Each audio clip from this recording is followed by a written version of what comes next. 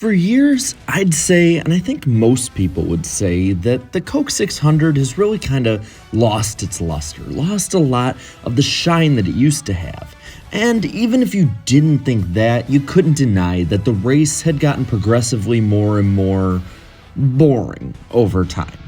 And those are no two things that you could say about this year's running of the Coca-Cola 600. You see, this year's running of the race had tons of great racing action, plenty of great highlight moments. There were crashes for those who are into that. And really, it showed that these drivers do care about this race a lot more than I think people thought that they did before. So today, I want to go into a couple things about this race. The racing itself, of course, the 600 rewind, and then kind of looking forward at what we have to look forward to and what this race really helps out with in the current season. So starting off with the racing was absolutely astounding all night. We've had some instances in the past decade or so where the racing has been good in some races, or we've had great moments we can look back to, but the entirety of this race seemed to be a progressive, slow burn to what we had as a great finish. Even with the resin wearing down, both lines could work, with the high line having a bit of an advantage, but the low line was very, very applicable too. And a lot of times the low line would work on the restart, including the final restart where Denny Hamlin beat out his teammate Kyle Busch. So it really showed the versatility that this next-gen car can have, especially for this track. And it shows the versatility that Charlotte can have when given good conditions and a good car to work with. I think that the day-to-night transition didn't have as big of an effect as usual, and I think that really helped the racing as well. It didn't seem like a lot of guys had fallen off as bad, or when they did, they were able to make their way back up to the front. And that's something that's definitely missed a lot in the last couple of years, where when there was passing, it was because, well, teams just missed the setup for the nighttime. This also shows that the next gen has improved racing overall, as Charlotte is kind of the litmus test for mile-and-a-half racing.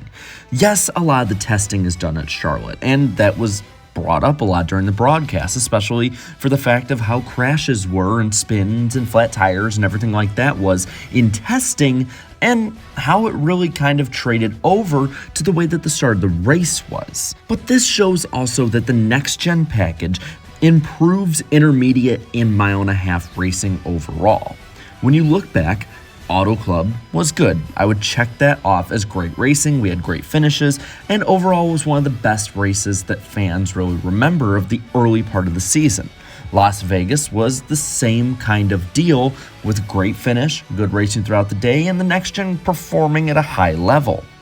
Kansas was what a lot of people viewed as the best mile-and-a-half race of the season so far, and it was really something that set the bar again. And then you have the Coke 600. This one, in my opinion, blew all of those out of the water, and it really showed why this race can be and is a crown jewel event in our sport. The only outlier is Texas, and that was the one that I think all of us had the most worry about. Texas, with the new configuration, has really been a track that has suffered because of that, and not even the next gen can really save that.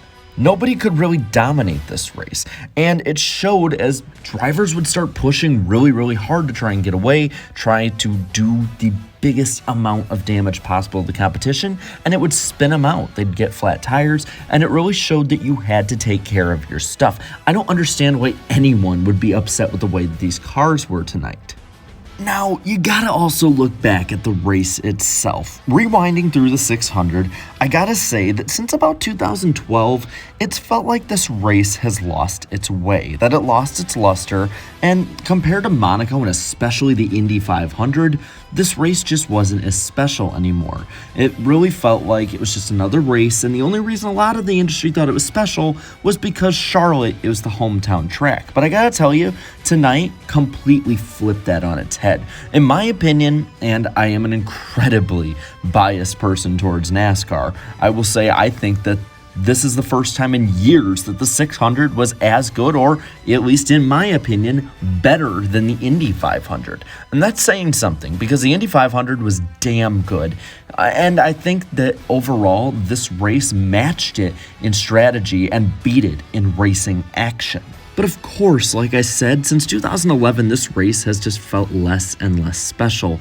But it felt like the way that you could actually drive the car this time, that you could see how much drivers wanted to win this race, how important this event was, not only to the sport, but to the individual drivers themselves.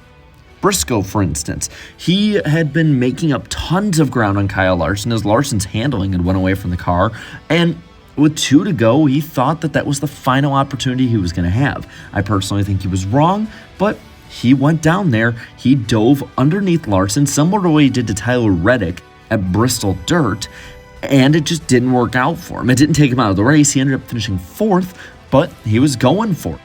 Then you have the ensuing restart, when you had old tires versus new tires. So of course, people were going to try and take advantage of those who had the older tires. And with that, coming through 3 and 4, it turned into a 4-wide battle for the lead, coming to the white flag, and of course, 4 wide off turn 4 at Charlotte, with 2 cars having worn tires, just is never gonna end out well, and it caused a big crash. But it wasn't like it was stupid, it wasn't like they made a dumb move, they were just going for the win, and all 4 of those drivers had a shot to do so with a lap to go. And then you have Hamlin winning it. When Hamlin won it over Kyle Busch, that is an accomplishment in and among itself. Kyle Busch is one of the best, if not the best driver in the NASCAR Cup Series today, and for Hamlin to do that, even as accomplished as he is an accomplishment. And when Hamlin got out of the car, you could see by the look on his face that he had done something special. He, for the first time in years, was a winner of the 600 who won off attrition, who won off of good driving, and who won just overall as a perfect win of man and machine over the rest of the field. And when he got out of there, you heard in his words and how he said them just how big the Coca-Cola 600 is to him and to other drivers. And that was really refreshing to see because, like I said, for the past decade or so, it's felt like when somebody wins this race, they're just sort of like, yep, this is an awesome win, great, sponsors, blah, blah, blah, blah, blah, and they get done with the interview. For once, this interview, it felt like a Daytona 500 interview. It felt like an interview at the end of the Southern 500. It felt special. So moving forward, what should we look at, and really what can we take away from this race? Well, I'm going to say right now, I think the 1.5 miles and intermediates, they're fixed.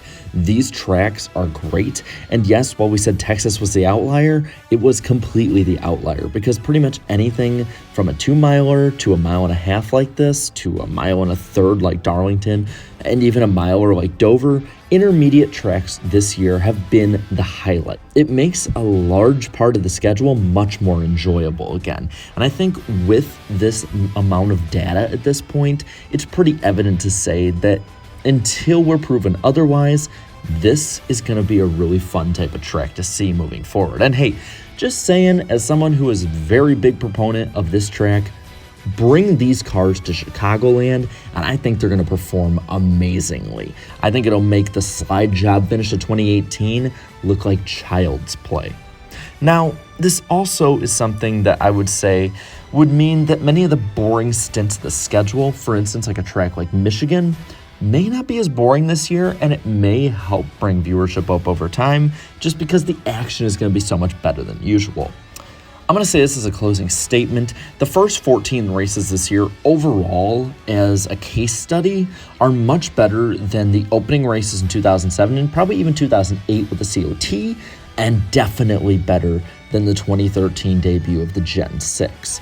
So far, this seems like the best type of car since, I would say, Gen 4 back around and even before the Twisted Sister days. So this is a huge accomplishment for NASCAR. I've said it a bunch in race reviews and different videos on this channel, but it has to be said. If we're going to rip on the bad stuff NASCAR does, we of course have to praise the good. Now with that, I want to hear what you think. What were your thoughts on the 2022 Coca-Cola 600? Did you like it as much as me and most people, or do you think it was kind of overrated? Let me know down in the comments below. And while you're at it, leave a like on this video, share this video, and subscribe to my channel for more great NASCAR and other motorsports content throughout the week, months, and year to come. And to all my channel members, thank you so much for your support. It never, ever goes unnoticed, and it helps a ton. So until next time, have a good one.